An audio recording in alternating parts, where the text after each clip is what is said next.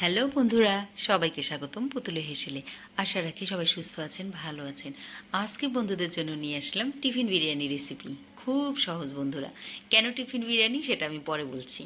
তো প্রথমে চলুন, বিরিয়ানি বানাতে লাগবে চাল। তো চালের মাপটা নিয়ে নিই। এখানে দেখুন আমি 1 মগের মতো চাল নিয়েছি। সাধারণ যে মগগুলো আমাদের বাসায় থাকে, তো সেই মগের 1 মগ চাল নিয়েছি। এটাকে আমি সুন্দর করে ধুয়ে এটা ঝরিয়ে রাখবো একটা ঝুড়ির মধ্যে, চালনির মধ্যে। তারপরে এরকম একটা প্যানে আমি এখানে তেল গরম করে এর মধ্যে পেঁয়াজ কুচিটা দিয়ে দিলাম। একটু বেশি পরিমাণে পেঁয়াজ কুচি দিয়েছি, এটাকে আমি একটু ভেজে নিব। তো টিফিন বিরিয়ানি এই কারণেই দিয়েছি, এটা খুব ঝটপট রান্না করা যায় এবং বাসায় চিকেন না থাকলেও চিকেনের কোনো অংশ দিয়ে এটা চট করে রান্না করে নেওয়া যায়।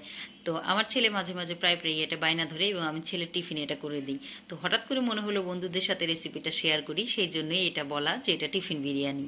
এটা খেতে কিন্তু খুব ভালো হয়, ছোটদের সাথে সাথে কিন্তু আমাদের বড়দেরও বেশ ভালো লাগবে।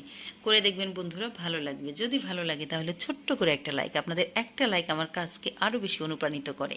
আর যারা প্রথম থেকে আমার সাথে আছেন তাদেরকে অসংখ্য ধন্যবাদ, যারা নতুন বন্ধু হয়েছেন তাদেরকে অসংখ্য ধন্যবাদ। তো তেলের মধ্যে আমি পেঁয়াজগুলো তুলে নিয়ে এর মধ্যে আমি তেজপাতা আর গরম মশলা বলতে দারচিনি, একটু এলাচ, এগুলো একটু দিয়ে দিলাম। ঘরে থাকা খুব সাধারণ মশলা, এটা কিন্তু তৈরি হয়ে যাবে বন্ধুরা, একদমই বেশি কিছু লাগে না, খুব ঝটপট হয়ে যাবে। আর এখানে দেখুন দিয়ে দিচ্ছি আমি চিকেনের বুকের অংশ। তো এটা যেহেতু আমি বাচ্চার টিফিনে দিই, তো সেই ক্ষেত্রে আমি চিকেনের যে বুকের অংশের মাংসটা সেটাই এটা আমি নিয়েছি, যাতে বাচ্চার খেতে সুবিধা হয়। বা এটা কিন্তু কর্মজীবী যারা আপু আছেন বা ভাইয়েরা আছেন তারা কিন্তু এটা টিফিন হিসাবে নিতে পারেন, বা অনেক ব্যস্ততা থাকলে বাসায় এসে কিন্তু এটা রান্নাও করতে পারেন। এটা কিন্তু যারা নতুন রান্না শিখছেন তাদের জন্যও কিন্তু বেশ সহায়ক হবে। এভাবে করে আস্তে করে আসলে বিরিয়ানি রান্নাটা শেখা হয়ে যায়। তো এখন আমি একটু আদা রসুন বাটা দিয়ে সেটাকে একটু ভালোভাবে নেড়ে চেড়ে নিচ্ছি, আদা রসুন বাটাটার গন্ধ যেন, কাঁচা গন্ধ চলে যায়। তো এখন যেটা দিয়ে দিচ্ছি টক দই। এটাকে আপনারা দুধ মনে করবেন না, এটা ডিপে ছিল, তো ওটা বের করার পরে এরকম একটু নরম হয়ে গিয়েছে।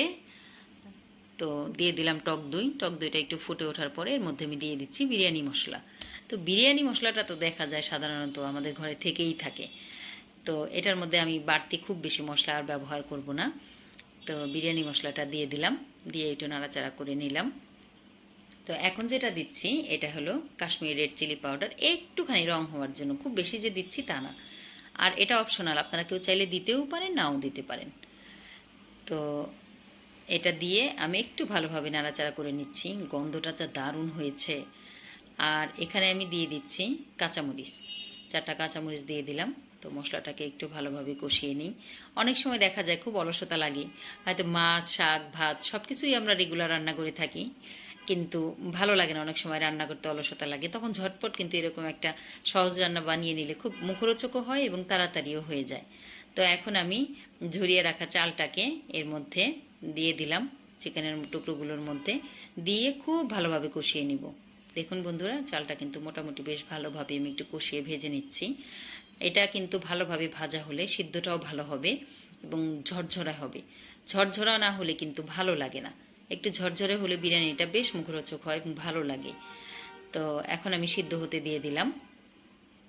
তো এখানে 1 মগ চাল, তো এটা ডাবল পানি দিয়েছি। এটা তো আমরা মোটামুটি কম বেশি সবাই জানি যে 1 কাপে 2 কাপ। তো সেটাই দিয়ে দিলাম, দিয়ে দিচ্ছি একটু চিনি। তো চিনি দিয়ে দিয়ে দিলাম একটু পেঁয়াজ বেরেস্তা, যেটা ভেজে রেখেছিলাম পেঁয়াজটা তার অর্ধেক দিয়ে এটা আমি এখন ঢেকে দিব।